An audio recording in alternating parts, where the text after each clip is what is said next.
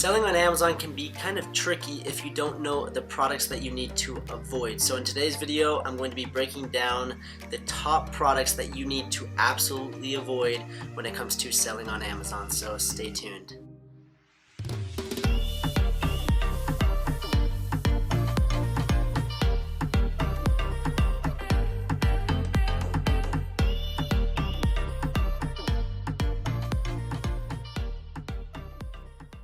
What's up, champs? Welcome to today's video. My name is Jordan Peterson. I'm a full-time multiple six-figure Amazon seller, and in today's video I'm going to be doing an updated version of Amazon FBA products that you need to avoid. As you guys can see right here, March 24th, 2018. This was like one of my very first YouTube videos. Looking back on it, I kind of cringe. I'm wearing the same shirt. I had to relive those memories.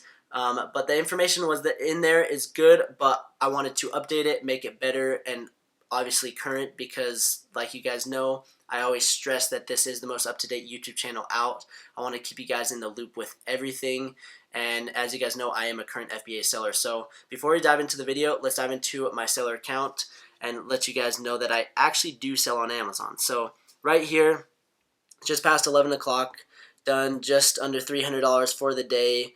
And in the last 30 days, I've done just under $73,000. So the reason I share that with you is just to give you guys the confidence that, hey, what I'm teaching is going to work. The only thing that I teach is what I implement in my own FBA business. So don't worry about me teaching you things that are going to get you suspended, things that are going to waste your money. The last thing that I want you to do is to fail. So that's why I have the channel, is I want you guys to get off on a good start, because you'll see in this video the products that I'm going to tell you to avoid. I didn't avoid these on my very first few products, and I lost a bunch of money because of it. So make sure to watch this entire video, and if you guys are new to the channel, make sure to subscribe, turn on the notification bell. I'd appreciate it if you guys left a thumbs up, left a comment if you guys are enjoying the video, and also don't forget to join our free Amazon Champion Facebook group. I'll put those in the links down below. And also, if you guys are kind of confused on where to start or how to get started and want to take Amazon seriously, then I would love to have you in my full A to Z Amazon Champion program. So check those links down below. And without further ado, let's dive into the video. Alright, so here we are inside my screen, and I put together a little slideshow breaking down some products that you guys need to avoid. And the first one is something that I talk about a lot, and the reason why I talk about it is so that you guys don't make the same mistake, and that is patented products. This is something that I had no idea. If you guys have seen my past videos, I talk about how I tried to sell a product that had a patent on it. Make sure that you double and triple check, and at the end of the video I'll kind of show you guys some different ways to make sure that your product doesn't have a patent on it. But that's the first product that you need to absolutely avoid. The second one is restricted products. With Amazon, this is something that I had no idea, but there are certain products that have restrictions and other products that don't. There are certain products that you can sell and other products that you can't. So just be aware of that and know, okay, this product is restricted, I shouldn't order this. One of my very first few products, I ordered it, and I still have 500 units in my basement, and like a dummy, I didn't check. I ordered the inventory, then I created the product listing, and I had the inventory in my house as I was creating the listing, and sure enough, Amazon was like, oh, this is a restricted product, you can't sell it. So I was basically out a bunch of money just right then and there, and I could have avoided it if I would have known what a restricted product was. So that's very important. The third one is gated categories. It goes along the same lines as the restricted products. There's certain categories that you just can't sell in, so please be careful with that. I'm going to show you how to look for gated categories and restricted products as well at the end of the video. So that's the third one.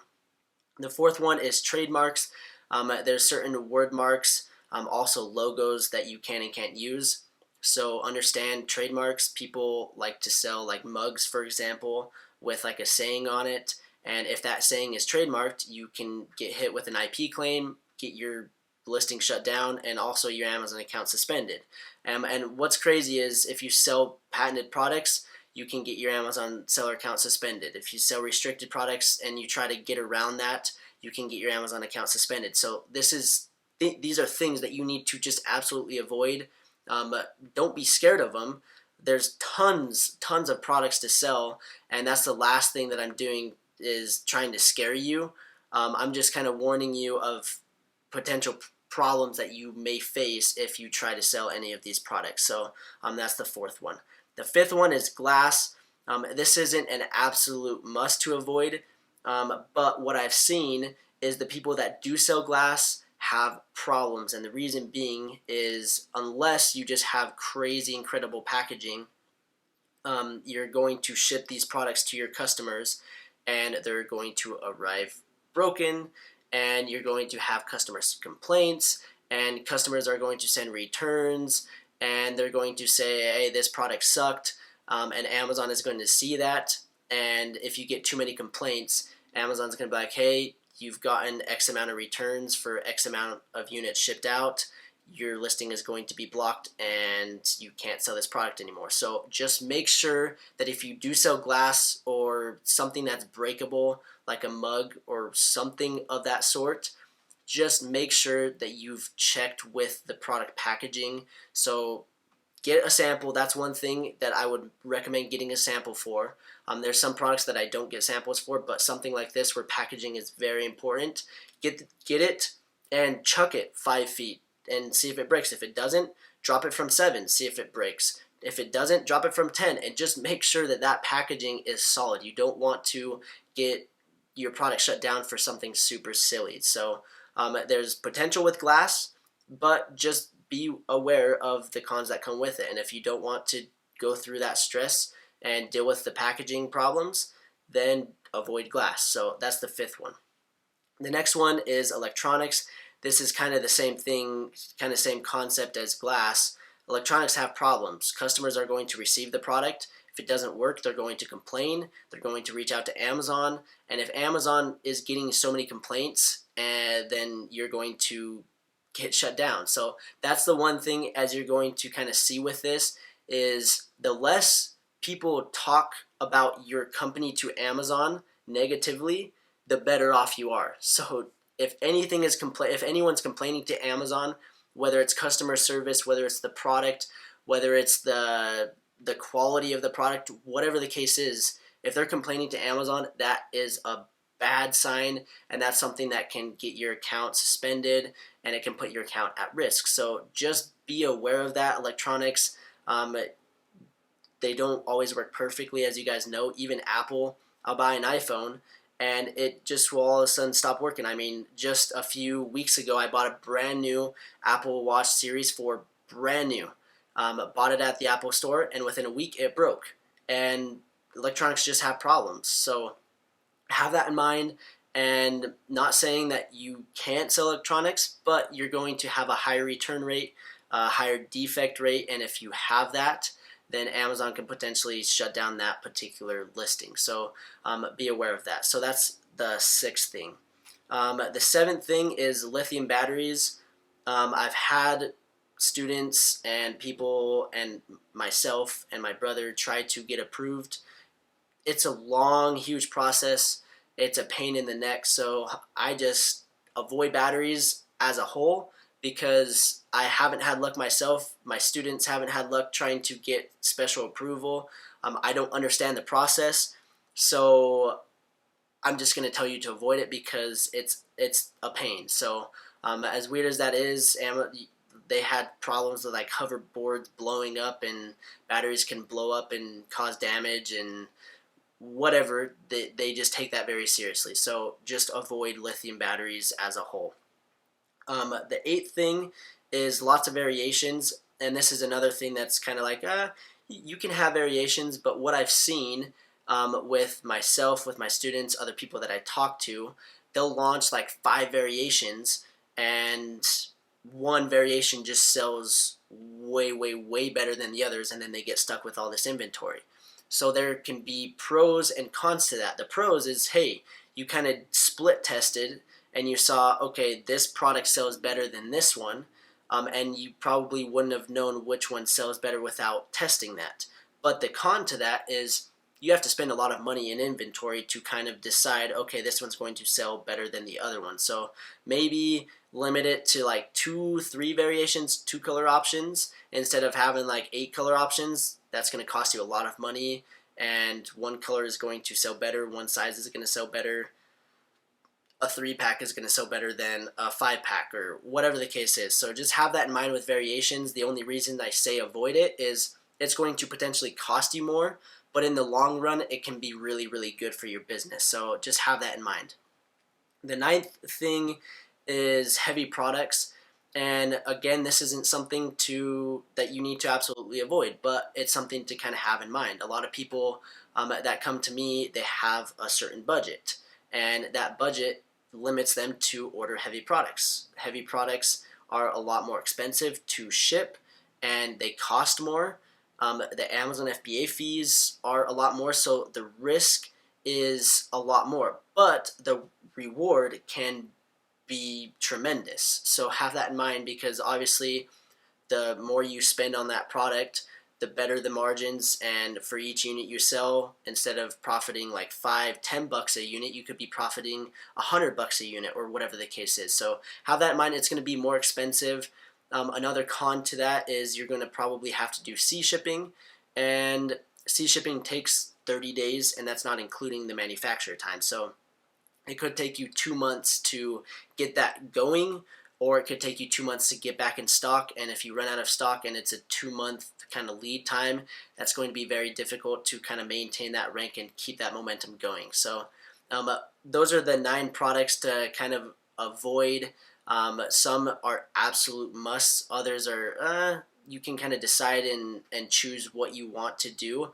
But now let's go to and kind of show you how to look for these restricted and gated categories. This is super important. So right here, we're on Amazon Seller Central, and what I did is I just searched restricted products. So if you go over here to this search bar, you can just search that, and you're going to see a ton of different articles that say restricted products, listing restrictions, categories and products requiring approval, product restrictions. So you just click on those, and you'll go through and you'll see, okay, these products I can't sell. Sexually explicit products, products that portray nudity, you can't sell that. And then that's just a portion of it. There's a list of products, like hundreds of thousands of products that you can and can't sell. So make sure to search that on Amazon Seller Central so that you know, okay, I can't sell this. And then it's the same thing with the categories.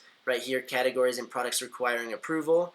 You'll see a big list of categories and products requiring approval right here. So requirements for selling automotive and power sports products, jewelry, watches, music and DVDs. So just go to Seller Central, do your homework, do your due diligence, and make sure that the product that you're looking to sell doesn't fall into any of these categories. So that's important. Now let's kind of show you trademarks, how to kind of check for a trademark. If you go to the uspto.gov website and you go to trademarks, you can actually search a term. So like Nike, for example, I can search, let's say I wanted to sell something with, my session expired, so I'll show you kind of from the very beginning. So I go to trademarks, searching trademarks, and then I go down here and it's going to say search trademark database. And then you're going to want to search our trademark database. And then this is where you're going to do a basic mark search. And then you can search, like I was doing, Nike. And then you're going to see that there's live. And as you guys know, Nike is huge. So they're going to trademark Nike Vapor. So that was a line of shoes that they came out with, and they trademarked that specific line of shoes. Top Nike, Nike plus Fuel Band, Nike, they just have like everything. So if it shows that it's live and you click on it, so let's go to like this one right here, it'll show that there's a registrant. That means that it is registered. Okay, there's other ones that show applicant. That doesn't mean that it's registered with the government, but they're just in the process of filing it. So I'm not an attorney. I'm not giving you guys legal advice. I'm just kind of showing you how to use this tool, and that's a way to check it. Another way is to go to Fiverr, and let's go to show you kind of patents first. Let's go to Google Patents right here. This is the product that I first started selling. I searched seatbelt gap filler, and on Google Patents you're seeing, okay, this is the exact picture of the product. It's something that goes in between the center console and the seat, as you can see right here. An obstruction gap present between front seats and dividing consoles. So that's the exact description of my product. So there's a patent on it. And if you can't find it on Google Patents, then I would recommend going to Fiverr, and you can just go on Fiverr. I'll include the link down below.